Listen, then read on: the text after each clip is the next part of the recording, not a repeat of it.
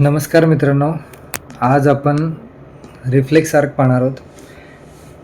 हा जो reflex arc आहे, या रिफ्लेक्स आर्कच्या पहिले आपण एक जनरली रिवाईज करू. आपण ब्रेन पाहतो आहे. ब्रेनमध्ये आतापर्यंत आपण काय काय शिकलो, स्मॉल रिवाईज. प्रत्येक वेळेस चॅप्टर शिकत असताना किंवा एखादा टॉपिक वाचत असताना प्रॅक्टिकली तुम्ही जर रिवाईज केलं सुरुवातीचं तर खूप लवकर आपल्याला ते लक्षात ठेवायला सोपं जातं. आपण नर्वस सिस्टमचे डिव्हिजन्स बघितले, त्याच्यामध्ये आपण ॲनाटॉमिकल डिव्हिजन बघितलं, फंक्शनल डिव्हिजन बघितलं आणि ह्या डिव्हिजनचं आपण इथे खाली एक मोठं चार्ट आहे छान. हा चार्ट दिलेला आहे. याच्यामध्ये nervous system divided into central nervous system, peripheral nervous system, central divided into brain आणि spinal cord, peripheral divided into efferent आणि ॲफरंट. मग ही इफरंट सोमॅटिक आणि ऑटोनॉमिकमध्ये डिवाईड होते. ऑटोनॉमिक पुढे जाऊन सिम्पॅथॅटिक आणि पॅरासिम्पॅथॅटिकमध्ये डिवाईड होते. हे झालं सिम्पल क्लासिफिकेशन. 5 मार्काला तर प्रश्न येऊ शकतो. याच्यानंतर सेल्युलर आर्किटेक्चर्स बघितलं. सेल्युलर आर्किटेक्चरमध्ये 2 सेल्स असतात. एक असतात नर्व सेल, दुसरे असतात न्यूरोग्लायल सेल. नर्व सेल हे डिवाईड होऊ शकत नाही, न्यूरोग्लायल सेल डिवाईड होतात. नर्व सेल्स किंवा न्यूरॉन हे न्यूरॉन जे असतात हे सेल बॉडी आणि प्रोसेसेसपासून बनलेले असतात. याच्यामध्ये 2 प्रोसेस असतात, एक असतात डेंड्राइट आणि दुसरे असतात ॲक्झॉन. याच्या व्यतिरिक्त हे जे न्यूरॉन्स आहेत हे सेन्सिटिव्हिटी आणि कंडक्टिव्हिटीचं काम करतात. सेन्सिटिव्हिटी म्हणजे सेन्सेस घेणं आणि ते कंडक्ट करणं. याचं कंडक्शनची स्पीड 125 मीटर पर सेकंड असते. त्याच्यानंतर हा एक न्यूरॉन आहे. या न्यूरॉनमध्ये ही सेल बॉडी आहे. या सेल बॉडीच्या व्यतिरिक्त हे डेंड्राइट्स आहेत जे ट्री शेप आहेत, मल्टिपल डेंड्राइट्स आहेत. हा एवढा मोठा पूर्ण ॲक्झॉन आहे. या ॲक्झॉनच्या वरती ही जी न्यूरॉन्स आहेत, या न्यूरॉनच्या वरती मायलिन शीट आहे जी श्वान सेलपासून तयार झालेली आहे. न्यूरॉनचं क्लासिफिकेशन होतं. सगळ्यात पहिले क्लासिफिकेशन होतं प्रोसेसेसनुसार. त्याच्यामध्ये मग मल्टीपोलार, बायपोलार, सुडो युनिपोलार आणि युनिपोलार पोल्सनुसार डिवाईड होतात. जिथे जास्त पोल्स ते मल्टीपोलार, जिथे 2 तिथे बायपोलार. त्याच्यानंतर लेंथनुसार याचं क्लासिफिकेशन होतं. गॉल्गी टाईप 1 आणि गॉल्गी टाईप 2, अमक्राईन. गॉल्गी टाईप 1 म्हणजे जिथे ॲक्झॉन्स लांब असतात. गॉल्गी टाईप 2 म्हणजे जिथे ॲक्झॉन्स छोटे असतात आणि अमक्राईन्समध्ये ॲक्झॉन्स नसतात, फक्त डेंड्राइट्स असतात. त्यानंतर अकॉर्डिंग टू शेप त्याच्यामध्ये मग स्टिलेट, बास्केट, फ्युजिफॉर्म, पिरॅमिडल असे शेप असतात. अकॉर्डिंग टू साईज 7 मायक्रोमीटरपेक्षा मोठा असेल तर मायक्रोन्यूरॉन आणि 7 मायक्रोमीटरपेक्षा छोटा असेल तर मायक्रोन्यूरॉन.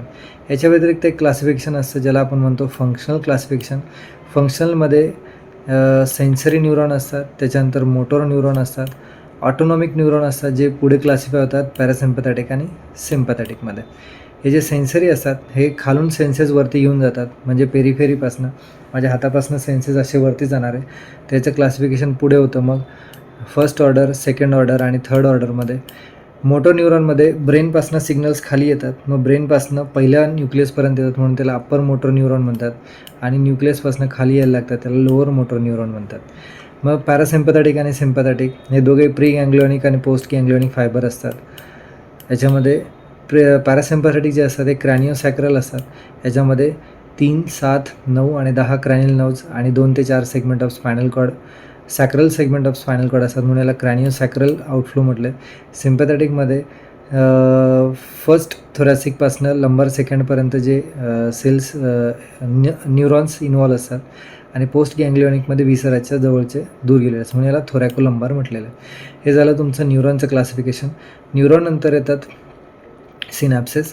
सिनॅप्सेस हे 2 न्यूरॉनला एकमेकांना कनेक्ट करायचं काम करतात, पण ते अशा प्रकारे कनेक्ट करतात की ते कंटिन्युएशनमध्ये नाही तर कॉन्टिग्युटीमध्ये असतात. कंटिग्युटी म्हणजे 2 एका लाईनमध्ये दिसतात पण त्याच्यामध्ये थोडासा गॅप आहे आणि स्टील ते कनेक्टेड आहे बाय फंक्शन.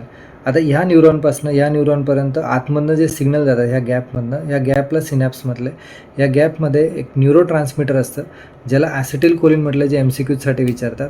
हे युजली इन्फॉर्मेशन कॅरी करतं पुढे, म्हणजे कंडक्शन कॅरी करतं. अशा प्रकारचे सिनॅप्सेस एक ॲक्झॉन टर्मिनल 1000 ॲक्झॉनल टर्मिनलसोबत एक डेंड्राइट करू शकतं. सो सिनॅप्सेस नंतर न्यूरोग्लायल सेल्स. न्यूरोग्लायल सेल्स 4 प्रकारचे असतात. बेसिकली हे कनेक्टिव्ह टिश्यू असतात, इन बिटवीन नर्व्ज असतात.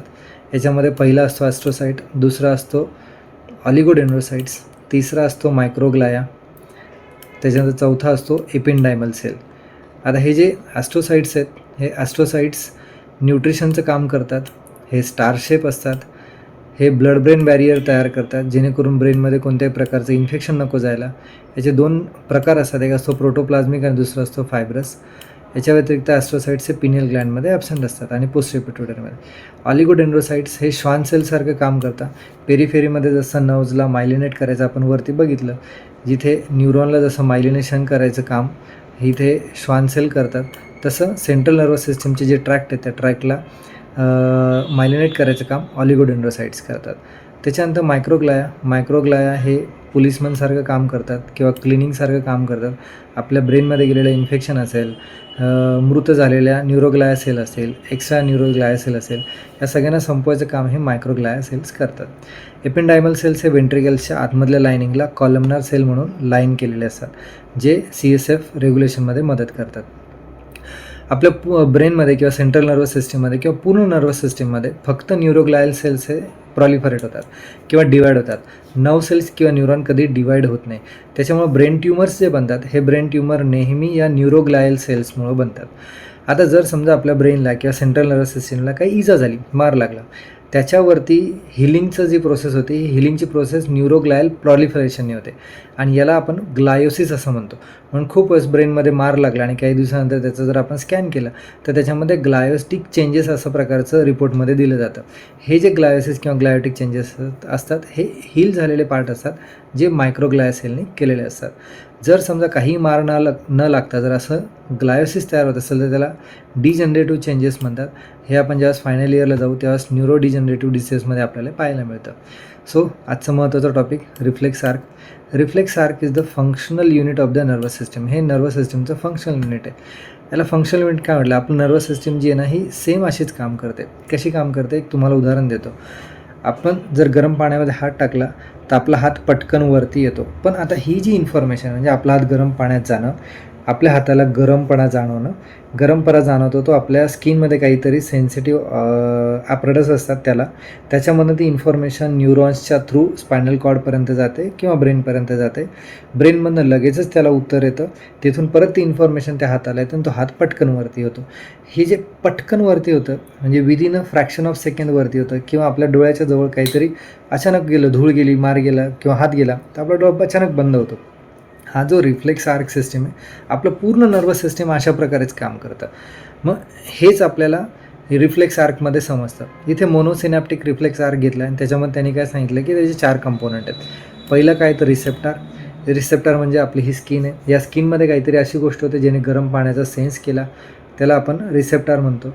ह्या रिसेप्टरपासून इन्फॉर्मेशन वरती गेली त्याला आपण सेन्सरी न्यूरॉन म्हणतो. त्याच्यानंतर ब्रेनपासून किंवा स्पायनल कॉर्डपासून इन्फॉर्मेशन येऊन आणखी कोणीतरी आलं त्याला मोटोर न्यूरॉन म्हणतात. आणि इफेक्टर म्हणजे त्या मांसपेशीने तिथे काम केलं. आता उदाहरणार्थ हा स्किन आहे, या स्किनवरती हे सेन्सरी ॲपरेटस आहे. या सेन्सरी ॲपरेटसपासून इन्फॉर्मेशन गेली, इथे वरती स्पायनल कॉर्ड किंवा ब्रेनला गेली आणि इथून परत ती इन्फॉर्मेशन वापस आली आणि ह्या मसल्सला किंवा त्याला त्यांनी काम दिलं आणि त्यांनी पटकन हात बाहेर गेला. तर हे जे असतं हे रिसेप्टर पार्ट, त्याच्यानंतर हे सेन्सरी न्यूरॉन, त्याच्यानंतर खाली मोटोर न्यूरॉन आणि त्याच्यानंतर खाली इफेक्टर. ठीक आहे, हे जे आहे हे तुमचं रिफ्लेक्स आर्क आहे. हे बेसिकली कॉम्प्लेक्स असतं. याच्यामध्ये व्हॉलंटरी इनव्हॉलंटरी दोन्ही प्रकारचे काम होतात. Only cortical responses are voluntary, बाकी सगळे इनव्हॉलंटरी असतात. All sub cortical responses are involuntary nature. Reflex action is chief function of the spinal cord. Reflex action ही स्पायनल कॉर्डची सगळ्यात मोठी फंक्शन आहे. याच्यामध्ये नी जर्क आणि अँकल जर्क त्यांनी मोनोसिनॅप्टिक आर्कमध्ये दिला आहे. इथे खाली एक इमेज दिलेली, हा नी जर्क आहे. आपण नीच्या टेंडॉनवरती जर समजा एक हॅमर मारला तर आपला पाय पटकन असा पुढे जातो. आणि हे जे रिफ्लेक्सेस इथून आपण जेव्हा मारतो त्यावेळेस इथून इन्फॉर्मेशन कॅरी आउट होते. ही इन्फॉर्मेशन इथून या न्यूरॉनपर्यंत जाते, ॲफरंट न्यूरॉन, इथून स्पायनल कॉर्डमध्ये जाते, तिथून प्रोसेस होऊन मोटोर न्यूरॉननी ती येते आणि अचानक आपला पाय झटका मारला जातो. So this is all reflex arc. हे झालं नी जॉईंटच्या बाबतीत. असंच इथे काही कॉमन रिफ्लेक्स आर्क आपल्याला दिलेले आहेत, आपण ते वाचू जे टेबलमध्ये दिले आहेत. एक आहे बायसेप जर्क, दुसरा आहे ट्रायसेप जर्क, तिसरा आहे नी जर्क, चौथा आहे अँकल जर्क, पाचवा आहे ॲब्डोमिनल रिफ्लेक्सेस, सहावा आहे प्लांटर रिफ्लेक्सेस, त्याच्यानंतर आहे बॅबिनस्कीज रिफ्लेक्सेस.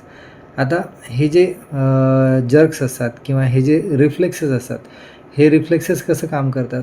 आता समजा हा माझा बायसेप हात आहे आणि इथे जर समजा मी मारलं तर ही जी माझी बायसेप मसल आहे, ही बायसेप मसल काय होते, ही ट्विच करते.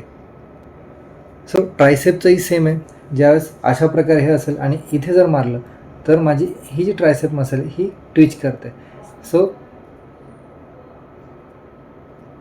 हे जे रिफ्लेक्सेस आहेत ह्या रिफ्लेक्सेसनुसार असतात. Bicep, tricep, knee jerk, ankle jerk, abdominal reflex, plantar reflexes, Babinski's आहेत. हे ॲक्च्युली सगळे न्यूरोलॉजिकल असेसमेंटसाठी मदत करतात. आणि इथे मग त्याचं दिलं की ते वे कसं इलिसिटिंग करतात. बायसेप जर्क ज्या बायसेप ब्रॅकाय मसलच्या टेंडॉनपासून असतात. मग त्याच्यामुळे फ्लेक्झन ऑफ एल्बो जॉईंट होतो. बायसेपला काय होतं, एल्बो जॉईंट फ्लेक्स होतो.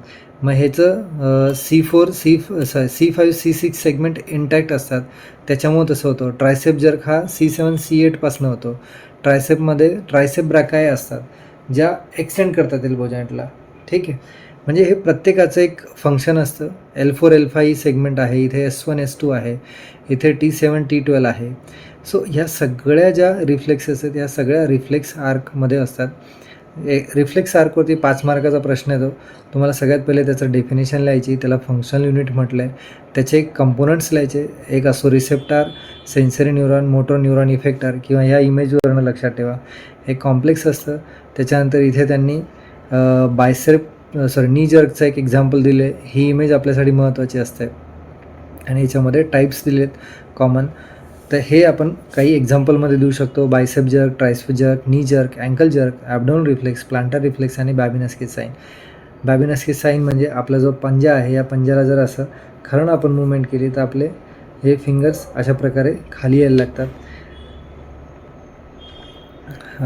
डॉर्सिफ्लेक्शन होतो, आपला अंगठा असा वरती जायला लागतो आणि वरती गेल्यावरती समजतं की ब्रेनमध्ये काहीतरी इंजुरी झाली आहे, त्यातल्या यात पिरॅमिडल ट्रॅक्टला. सो हे रिफ्लेक्सेस असतात. या रिफ्लेक्सनंतर परत आपण येतो पार्ट्स ऑफ नर्वस सिस्टीमवरती.